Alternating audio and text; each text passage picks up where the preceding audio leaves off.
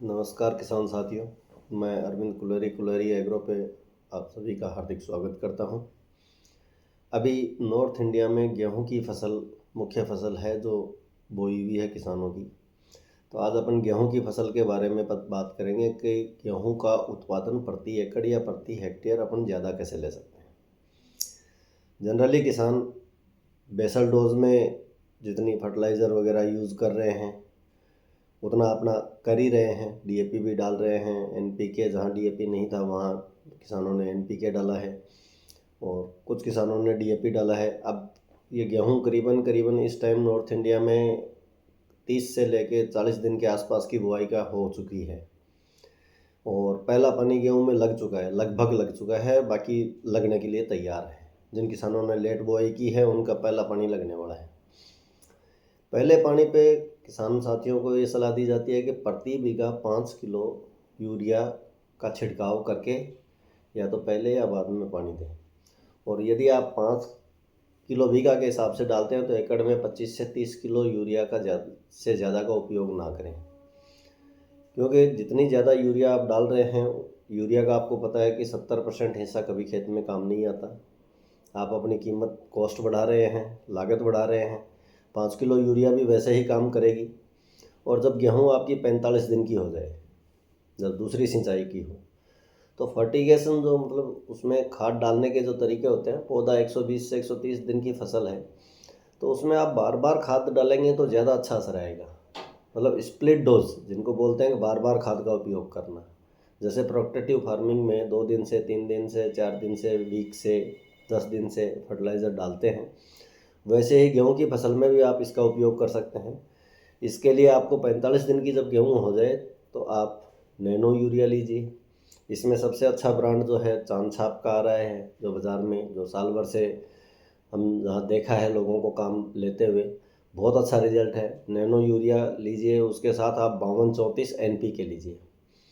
यदि आप हाथ वाली टंकी से स्प्रे करते हैं तो 2 किलो प्रति एकड़ 52-34 और नैनो की एक बोतल चांद छाप ब्रांड की ले लीजिए, जिनका अच्छा मिश्रण बना के और गेहूं पे से 45 दिन पे आप उसका स्प्रे करवाइए। फिर 25 दिन 30 दिन तक की आपकी नाइट्रोजन फसल में पूरी हो जाएगी, फास्फोरस मिल जाएगा, पोटास मिल जाएगा। 52-34 मिलाने का रीज़न ये है कि इस टाइम फसल जब 45 दिन की होगी तो उसका रूट सिस्टम भी मजबूत होना चाहिए ताकि वो उत्पादन ज़्यादा दे। और 45 दिन में जो अपन ने बेसल डोज में जो डीएपी डाली थी वो फसल लगभग काम में ले चुकी होती है, बाकी कुछ थोड़ा बहुत बचा हुआ होता है तो ज़मीन से भी पौधा लेता रहता है। तो यदि आप पत्तियों से उसका पोषण डालेंगे दोबारा तो पौधे को डायरेक्ट इंजेक्शन से भोजन मिलेगा। पत्ती के जो स्टोमेटा हैं उनसे एंट्री हो जाएगी तो वो पौधे को तुरंत मिलेगा। तो तुरंत मिलेगा तो पौधा उसका रेस्पॉन्स भी जल्दी देगा। और नैनो यूरिया का जैसा साइंटिफिकली पता है कि अपने को एक बार डालने के बाद ये करीबन करीबन 25 से 30 दिन का पोषण देती है नाइट्रोजन का। तो 25-30 दिन बाद में दोबारा आप 52-34 के साथ मिला के और गेहूं पे दोबारा स्प्रे कीजिए। उस पर आपको बहुत अच्छा रिजल्ट मिलेगा। वही डोज रहेगी। 25 से 30 दिन के बाद में दोबारा स्प्रे 45 दिन का हो गई। फिर उसके बाद आप ये मान के चलो 75 से 80 दिन पे। और जब आपकी गेहूं फूल आने वाली हो उस टाइम आप इसका तीसरा स्प्रे कर सकते हैं। तो 3 बार आप नैनो यूरिया डालें और 3 ही बार मिला के उसमें 52-34 डालें।